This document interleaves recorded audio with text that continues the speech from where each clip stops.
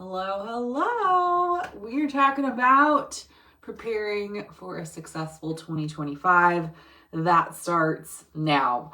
So, most of November and December every year should really truly be allocated to determining what you want to create in 2025 and preparing for that. Now, the first step to preparing for that is going to be right here, but we don't want to stay right here. So we're going to be talking about transitioning this and into not just on paper, but into a plan, into measurable steps.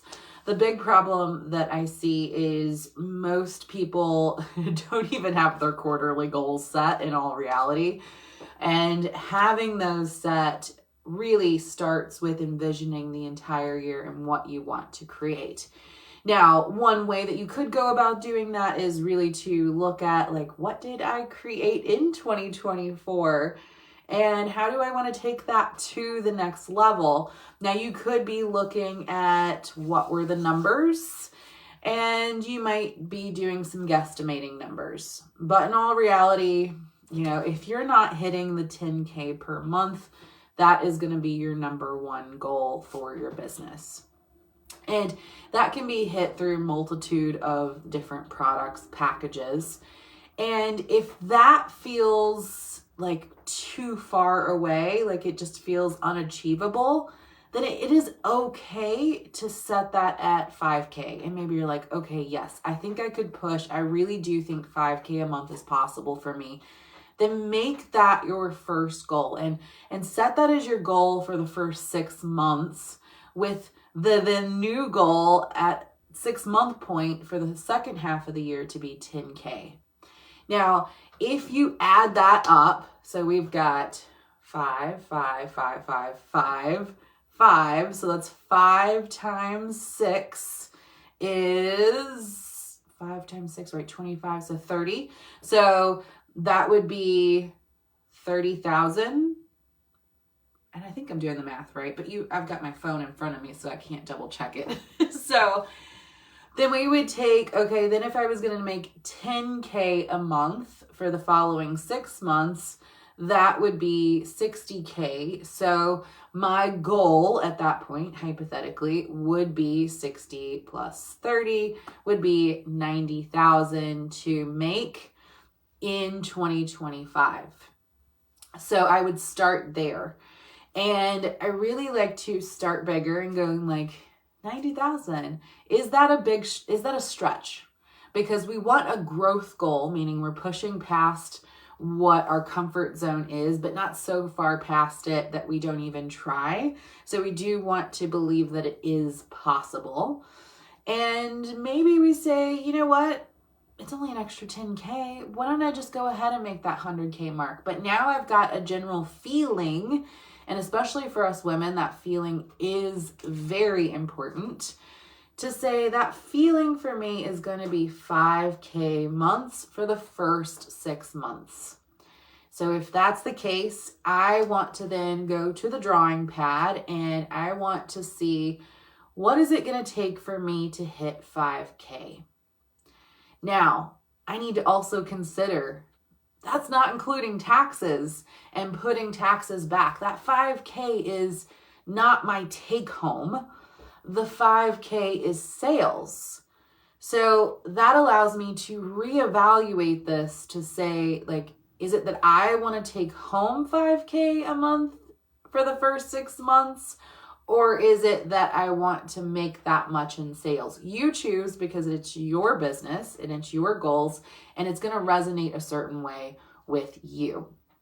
All right. So if the case is that you're wanting to take home 5K, then I would recommend that sales goal be anywhere from 8 to 10K per month.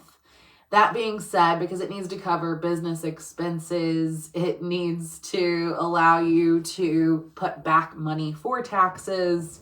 If you are wanting to get an assistant for that following 6 months, you can have a little bit of cushion, you can have a little bit of savings, but in all reality, taxes do eat quite a bit. All right, that being said, then I want you to get your piece of paper out and you're going to look at like, what do I need to be selling each month? And I would recommend that you start with one core offer if you do not already have that.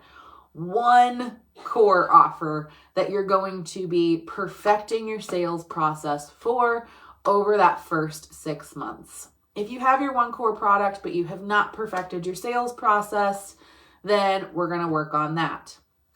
Now, when I say one core product, let's get this straight. For example, if you sell one thing, but it comes in a variety of ways. Let me give an example. I sell hypnotherapy.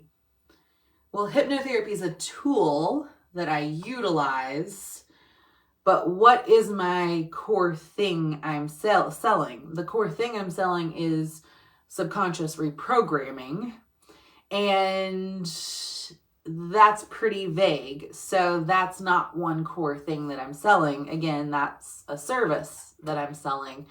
Now, I could potentially say for the first 3 months, I'm going to narrow that down and just focus on weight loss because that's a target audience that I could target. Okay, just using this as an example. So as you do that, then allow yourself to perfect the sales process specifically for that. Maybe you can then create some products that isn't just you trading time for money. So for example, I have a program I'm building out that's going to be a recorded DIY listen to, and that is now a second product that supports the first one that I could still give those clients, but I could also sell on its own. So then I start to stretch out and build out a product suite based on that very first one that I am focused on. Now, you may say, hey, I don't want to niche down. It's really going to limit me. Most cases, I'd say 9 out of 10 cases, it is not going to limit you. It's actually going to amplify you. And I know that's one of those where it doesn't seem to make a lot of sense, but it does. All right, so let's go back to our big picture. We know we want to make $5K a month. We're going to make our sales, let's say 10K, because that's an easy number to work with. And I now have this product. How much can I sell it for? Not how much am I selling it for? How much can I sell it for? If you were to package it up in a certain way to get the absolute best result, not all the things you can put in it to try to add more value, but how can you package it in a way to get the absolute best result? That's generally not dump all of your stuff in it. That is the quickest, fastest path to the transformation. It is pulling out all of the noise and giving them exact framework to get them there. That you can charge a higher ticket for. Doesn't mean that I'm telling you to charge thousands and thousands of dollars for it, but I'm telling you to charge a lot more than what you're probably charging now. All right.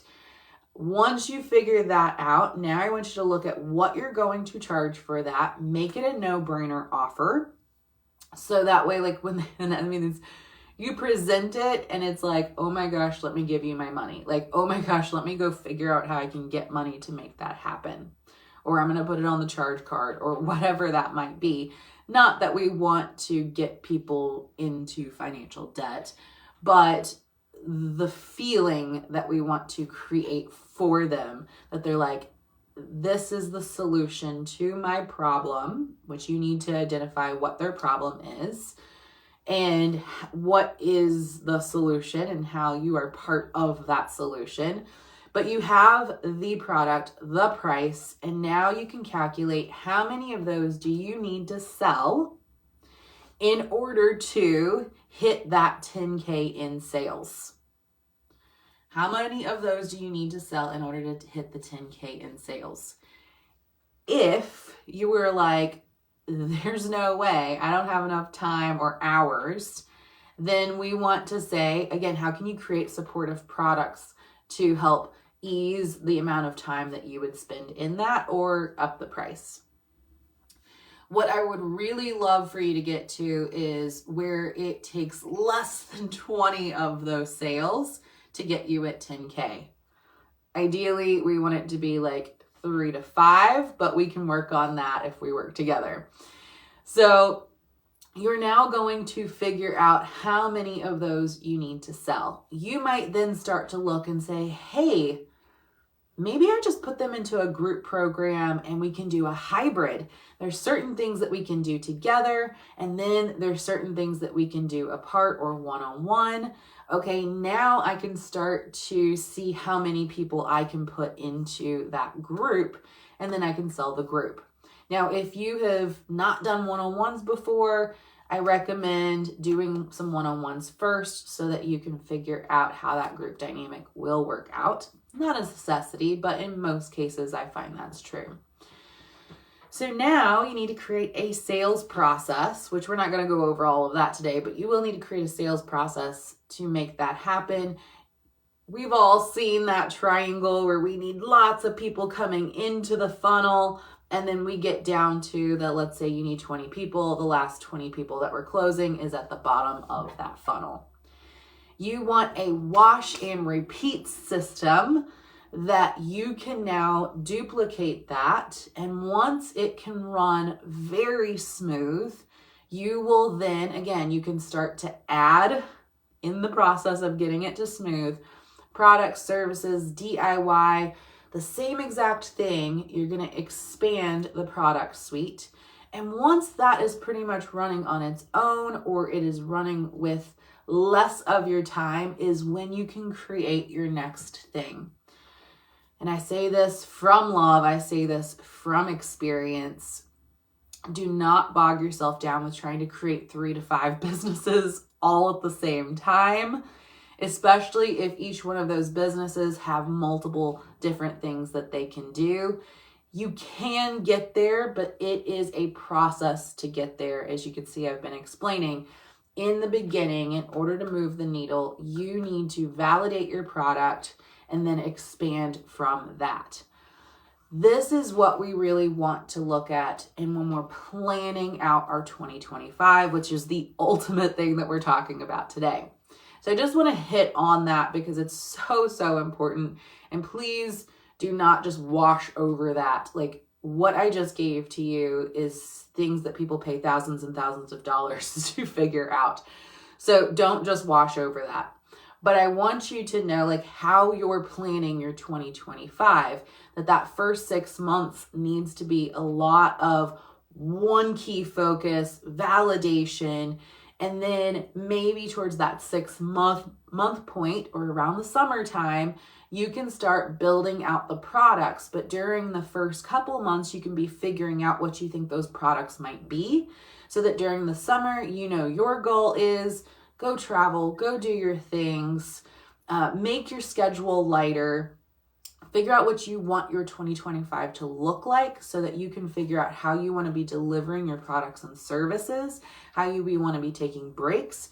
So if you're running a 6-month program, maybe you make it a 5-month program or a 6-month program, take a break and then launch it again, so that you get the summertime off to create all the products that you want to be creating, so that now you're going into the second part of your 2025 with a product suite, with additional things that you can be selling.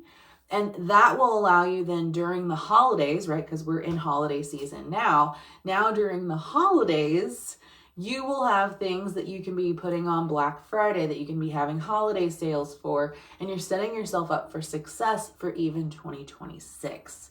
So wild to be saying. All right. So now another thing that we want to be looking at is, what are the promotions and when are we going to be running things? So if you were to be running a program or a course, you want to know when the start and stop date is, but you don't have to only run it one time.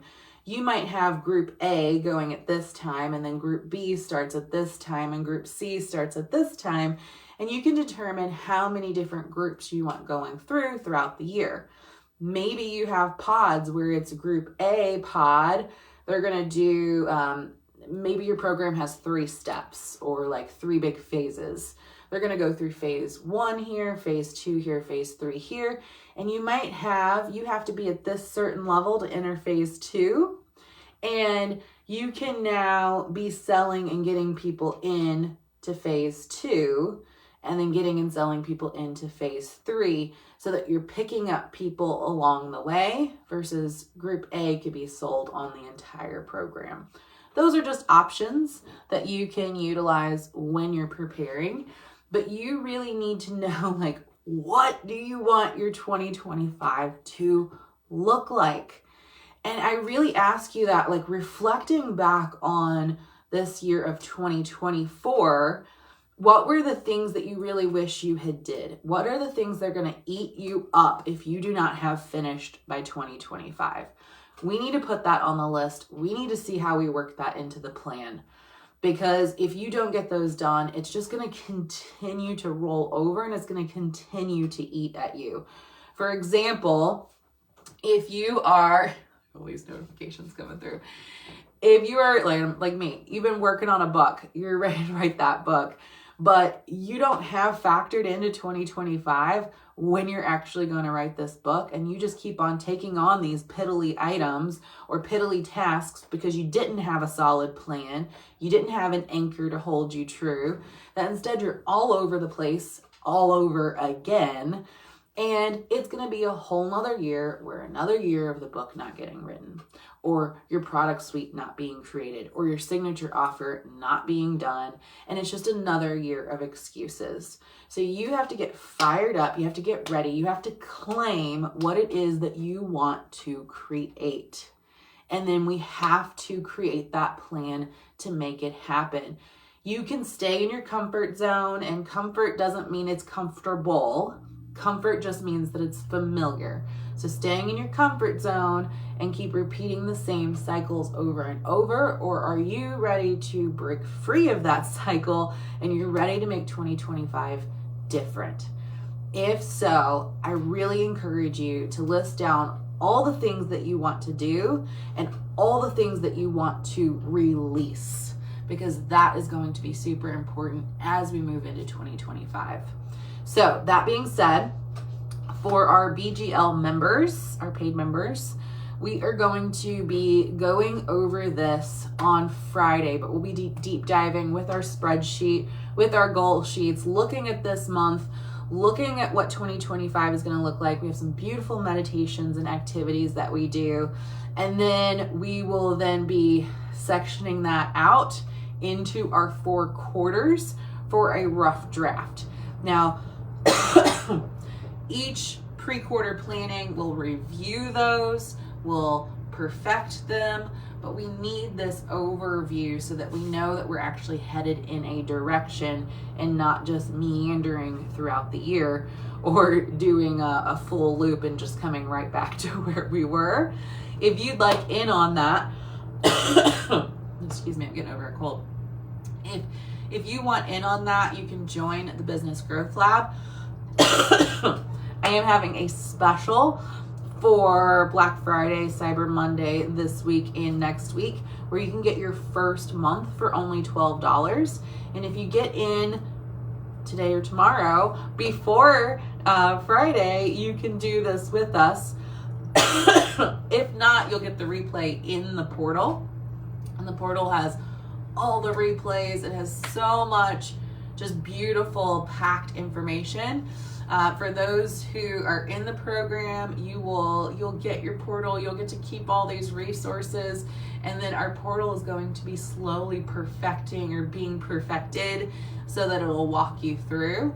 As we move throughout the year, we're gonna have these super high value packs. Like, there are masterminds that charge $40,000 to $50,000 a year that do these activities, and you can get them at a super low cost. Now, the difference is not only that, but you have to actually show up.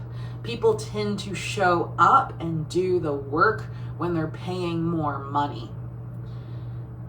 When people are not paying a lot of money, they're less likely to show up and do the work. But you have an amazing opportunity here. This program, I I'm going to continue to sell only for $50 a month, and you get locked in at whatever you start at. If you discontinue your promotional price, but you can get locked in at $50 a month this year. I've been in other $50 a month programs that do not give anything near the amount of value and programs and everything that I offer. I have an MBA. I'm teaching you what I learned in my MBA, but I'm also teaching you what I've learned through years of experience, not only being a business owner, but working with hundreds of business owners. All right, if you have any questions, drop them down below. But really, more importantly, I would love, love, love to hear what you want to create in 2025. So things I want you to factor in is, if next year you're wanting to take vacations, make sure that you're looking at your budget to say, like, am I factoring in that I want to take vacations? Am I factoring in the lifestyle I want to have? Am I factoring in the amount of time I want to have? Because I don't want you to create a 2025 where the to-do list is longer than the amount of time that you have. I don't want you to create a 2025 where you are giving all of your time away and you don't have any time for yourself. I want you to have a clear picture of the life you truly want to create. And that's where we're going to start when we start on Friday. All right. See you later.